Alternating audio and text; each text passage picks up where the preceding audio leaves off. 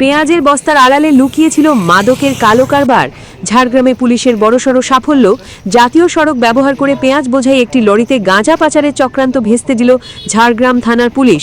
গোপন সূত্রে পাওয়া খবরের ভিত্তিতে অভিযান চালিয়ে ঝাড়গ্রাম থানার অন্তর্গত চন্দ্রি এলাকার ফাঁসিতলা এলাকায় সন্দেহভাজন লরিটিকে আটক করা হয়।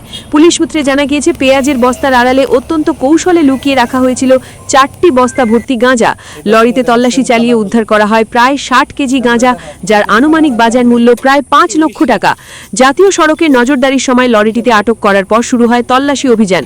আর সেই তল্লাশিতেই সামনে আসে পাচার চক্রের আসল চেহারা।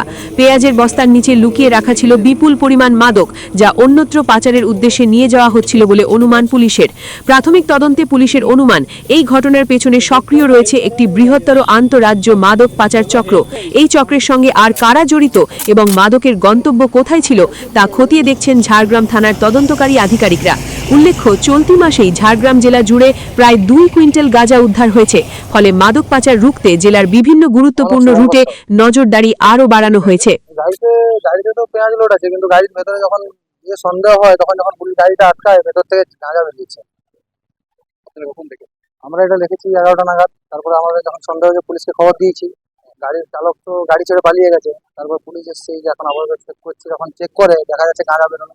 কত কিলো গাঁজা বেরিয়েছে? সম্ভবত প্রায় তাও 60 কেজি আশপাশ।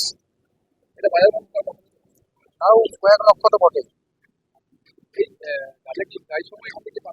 হ্যাঁ, প্রায় রাস্তায় তো আমাদের এখানে গাঁজা ধরা পড়ে। এখানে আজকে পড়েছে, এক মাস আগে ওই নেতুরাতে ওখানে ধরা পড়েছিল। এই যে গাঁজা পাচারটা, এই পাচারটার সাথে কারা রয়েছে তারা?